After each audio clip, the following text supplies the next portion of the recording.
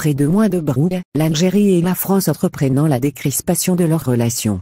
La visite qu'effectue ce mercredi 8 décembre à Alger le ministre français des Affaires étrangères, Jean-Yves Le Drian, vient confirmer les informations de presse faisant état depuis quelques jours de contacts entre les présidents Abdelmadjid Tebboune et Emmanuel Macron, lesquels auraient convenu d'un dégel progressif pour dépasser la crise d'ici au printemps prochain. Le timing n'est pas fortuit. Un retour brusque à des relations normales risque de mal passer de part et d'autre, la question étant devenue aussi un enjeu de politique interne dans les deux pays, mais le poids des intérêts communs ne permet pas une plus longue bouderie.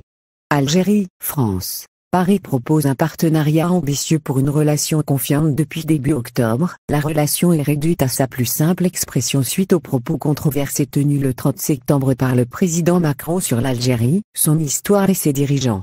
Le président algérien s'est depuis exprimé à plusieurs reprises sur la question, et après avoir exigé le respect total de l'État algérien, puis refusé d'être celui qui fera le premier pas, il a admis le 25 novembre dernier qu'il faut bien que ces relations reviennent à la normale, tout en réitérant, certes, le préalable de les concevoir sur une base d'égal à égal, sans provocation. Le poids de la communauté algérienne en France, les dossiers régionaux qui concernent directement les deux pays, notamment ceux de la Libye et du Sahel, et les échanges économiques sont autant de dossiers qui imposent aux deux parties de se mettre autour d'une table. Pour ne citer que les retombées directes et évidentes de la crise actuelle, l'ambassadeur d'Algérie en France est rappelé depuis le 2 octobre, l'espace aérien algérien est fermé aux avions militaires français qui se rendent au Nord Mali et la conférence de Paris sur la Libye s'est tenue le 12 novembre sans la présence du président algérien qui s'est fait représenter par le ministre des Affaires étrangères. Le 28 octobre, soit 2 jours avant les propos controversés d'Emmanuel Macron, le gouvernement français avait annoncé la réduction drastique du nombre de visas à octroyer aux ressortissants des pays du Maghreb pour les contraindre à délivrer des laissez-passer consulaires à leurs citoyens en situation irrégulière et indésirable en France.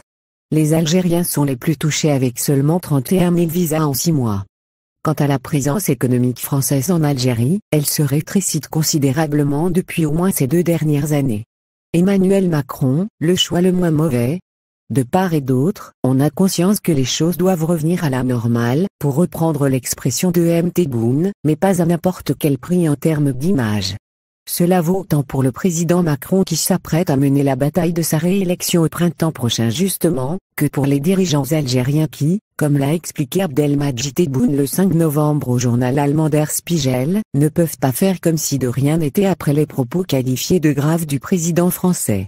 D'où l'option d'une décrispation progressive pour laquelle les deux pays semblent avoir opté. Selon une source proche du dossier, Jean-Yves Le Drian devrait discuter à Alger, avec le ministre des Affaires étrangères Amtan Lamamra et le président Abdelmadjid Tebboune, qu'il a rencontré cet après-midi, des dossiers les plus urgents, notamment celui de la mobilité des personnes, donc des visas, ainsi que la situation en Libye et au Mali. Dans ces deux pays, les événements s'accélèrent. Une élection présidentielle cruciale est prévue dans 2 semaines, le 24 décembre, en Libye. Au Mali, le probable déploiement de troupes de la société de sécurité Wagner, soupçonné d'être le bras armé de la Russie, complique davantage les choses pour la France, dont la présence militaire dans la région est de plus en plus décriée et même contrariée par la fermeture de l'espace aérien algérien à son aviation.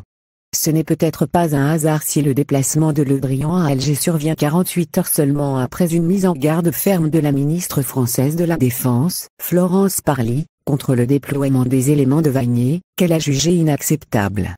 Outre tous ces dossiers de l'heure, l'approche de la présidentielle française peut aussi constituer un élément qui a dicté aux deux parties d'écourter la brouille. Emmanuel Macron a encore une avance confortable dans les sondages, mais telle que se dessine la carte politique interne, il aura besoin de l'apport de la forte communauté algérienne face à la montée du discours extrémiste, particulièrement hostile à l'Algérie. Pour les dirigeants algériens, les débats de la pré-campagne ont sans doute permis de comprendre, au vu des propositions formulées y compris au sein de la droite traditionnelle, qu'Emmanuel Macron est peut-être le choix le moins mauvais, et pour la communauté algérienne et pour la relation bilatérale.